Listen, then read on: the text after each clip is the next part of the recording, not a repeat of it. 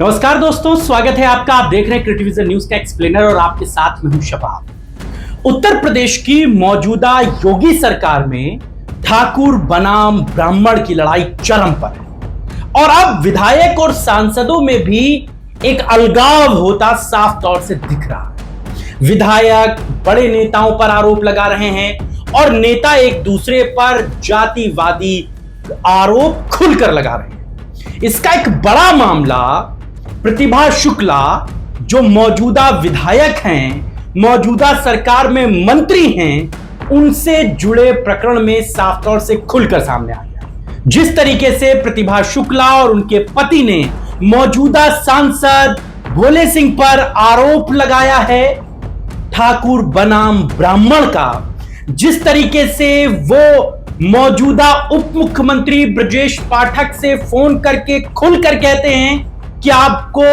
उप मुख्यमंत्री इसलिए नहीं बनाया गया था कि आप ब्राह्मणों की रक्षा ना करें। आप तो ब्राह्मणों की रक्षा नहीं कर पा रहे हैं। मामला बहुत चर्चाओं में है और यह बात अब खुलकर साफ हो रही है कि योगी सरकार डगमगा रही है। विधायक अब अपने बदले का इंतजार कर रहे हैं। वो इंतजार कर रहे हैं उस सही समय का जब मौका आए और वो एक दूसरे पर वार करें। सबसे पहले अगर आपने प्रतिभा शुक्ला से जुड़ा मामला नहीं जाना है तो जान लीजिए।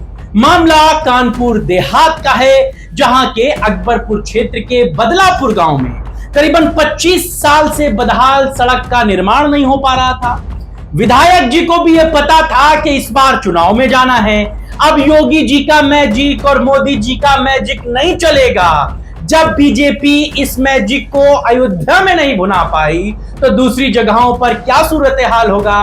विधायक जी को यह बखूबी पता था। विधायक जी को यह भी पता था कि अब मोदी जी का फोटो ले जाकर वो जनता से वोट नहीं ले पाएंगे। अब योगी जी के नाम पर प्रदेश में दोबारा सरकार बनाने में उनको भी नाको चने चबाने पड़ जाएंगे।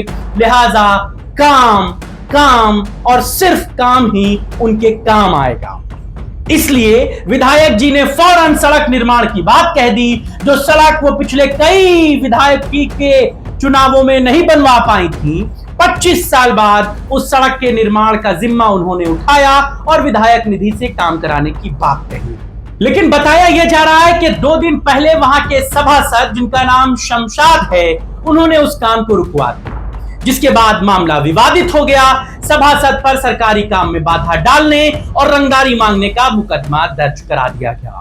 मामला यहां पर सब कुछ ठीक ठाक था, लेकिन गुरुवार को सभासद के समर्थन में उसके गांव के बाबूराम गौतम, मंत्री समर्थक अबरार, मोहम्मद यूसुफ, असलम, यासिर और शिव पांडे पर SC/ST एक्ट में मुकदमा दर्ज करा दिया गया। आपस में चर्चा होने पर उसने सही बात रखी तो उसे जाति सूचक शब्द कहे गए।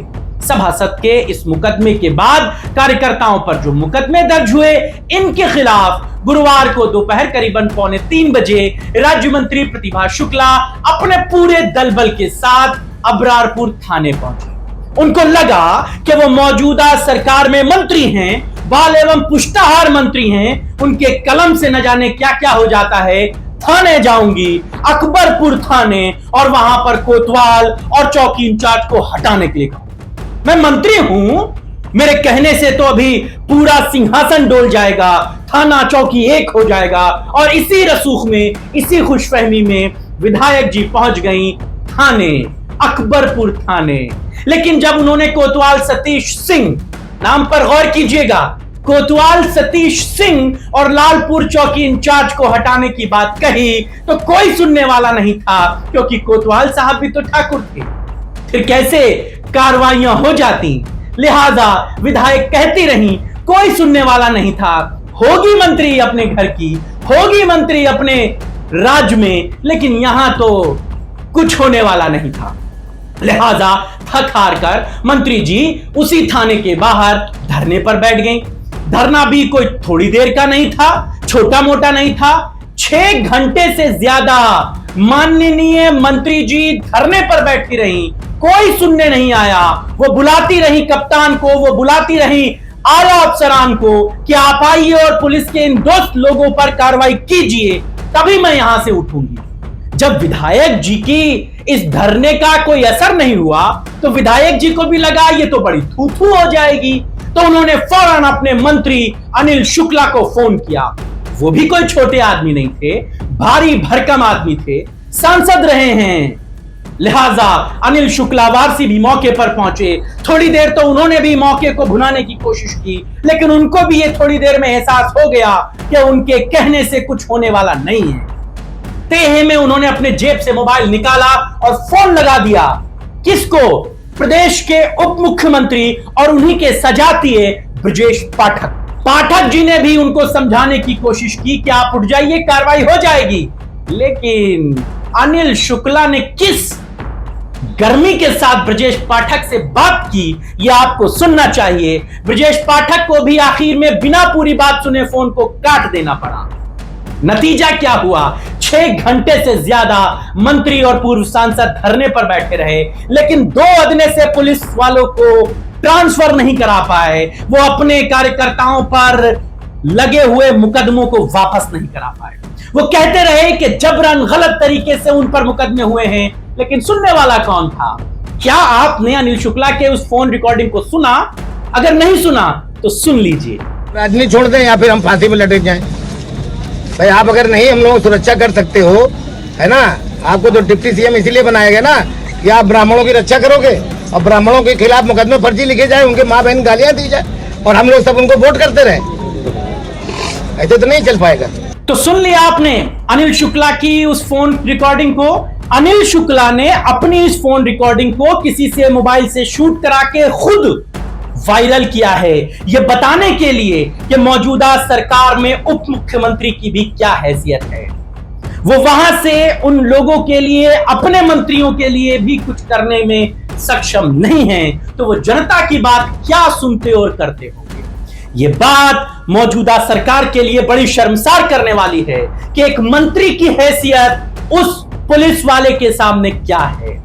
मौजूदा चूंकि सियासत का मामला है, अखिलेश यादव ने भी मंत्री जी के उस धरने के वीडियो को देख लिया, पूरे मजे ले लिए, लिख दिया, एक्स पर पोस्ट कर दिया कि जब इनकी अपनी सरकार में नहीं सुनी जाती तो फिर कहां सुनी जाती होगी। पुलिस वालों की क्या सच्चाई है, मुख्यमंत्री देख लें। अनिल शुक्ला, पूर्व सांसद, माननीय मंत्री जी के पति, फोन कॉल पर कहते हैं कि अगर देवेंद्र सिंह भोले का वो नाम लेते हैं, वो कहते हैं कि अगर मेरी पत्नी मंत्री नहीं होती तो मैं मौजूदा सांसद उस इलाके के जो है देवेंद्र सिंह भोले, उनको दिखा देता, उनको बता देता, चुनाव में उनकी हैसियत पता चल जाती। ये बातें ये बताती हैं कि मौजूदा सरकार में ठाकुर बनाम ब्राह्मण की लड़ाई चरम पर है। जब अनिल शुक्ला और उनकी पत्नी मंत्री, उनकी बात नहीं सुनी जा रही है, जब सांसद देवेंद्र सिंह भोले पर आरोप लग रहे हैं, जब मौजूदा पुलिस वाले ठाकुर साहब पर आरोप लग रहे हैं और कुछ नहीं हो पा रहा है, तो फिर आप ये जान लीजिए कि सरकार कैसे चल रही है। अब सरकार पर बहुत सारी बातें हैं। अब ये बातें खुलकर सामने आ रही हैं कि ठाकुर बनाम बाभन की इस लड़ाई में योगी सरकार फंस रही है। कहीं ना कहीं इन ठाकुर सजातीय लोगों को कहीं से संरक्षण मिल रहा है। इसीलिए तो प्रतिभा शुक्ला धरने पर बैठी रही, कोई सुनने वाला नहीं था। खैर, थक हार कर 6-8 घंटे के बाद उनको सिर्फ ये सांत्वना दी गई कि आप उठ जाइए, कार्रवाई हो जाएगी। मंत्री जी को भी ये लग गया था कि उनके धरना देने से भी कुछ नहीं होने वाला। खैर, अल्लाह अल्लाह खैर सल्लाह, वो वहां से उठ गई और कहने लगी कि हाँ उठ तो रही हूं, लेकिन इनको हटा दीजिएगा। उनसे भी कहा गया कि ठीक है, हटा दिया जाएगा, आप भी हट जाइए। तो चर्चा के अंत में एक बात आपसे कहे जाता हूं कि सांसद, पूर्व सांसद अनिल शुक्ला और प्रतिभा शुक्ला की इस लड़ाई में आपको क्या नजर आता है? क्या प्रतिभा शुक्ला अपने आत्मसम्मान से जुड़े इस मुद्दे को हल करा पाएंगी? क्या उन सीओ और दूसरे पुलिस वालों पर कार्रवाई करा पाएंगी? आपको क्या लगता है? और क्या उत्तर प्रदेश में मौजूदा योगी सरकार में अब ये लड़ाई चरम पर है? अब ये लड़ाई खुलकर सामने आने लगी है और उसके क्या अंजाम होंगे? आप इस पर क्या सोचते हैं, हमें जरूर बताइएगा। आज की चर्चा में बस इतना ही। इजाजत दीजिए, नमस्कार।